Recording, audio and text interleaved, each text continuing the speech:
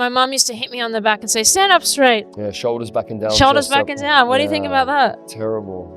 I used to say it. That was my cue. But what's I would coach people and train them on this lat pull down to open their chest and pull their shoulders back. And it's like, oh, I'm so sorry, guys. I'm sorry. What was that about? And like, what's your thinking on that now? Because it's okay to be a bit rounded up there, right? This isn't a slouch. It's only a slouch if your pelvis is out of alignment. If you're sitting on your sit bones, creating almost an anterior tilt of the pelvis, then you're going to then almost feel like you're flexing your upper thoracic spine. The relationship between the pelvis and the spine should create the optimal curves and shapes that come through. If you look at the shape of the spine, we have this curve. We've got these three curves. You've got this cervical curve, which we'll call more of like a feminine curve that goes in. You've got this masculine curve of the thoracic, and you've got another feminine curve of the lumbar. And when you bring your shoulders back and down and lift your chest, initially you're changing the rib cage by lifting the chest. By pulling your shoulders back and down, you're closing your back ribs, and 2/3 of your lungs are held in the back.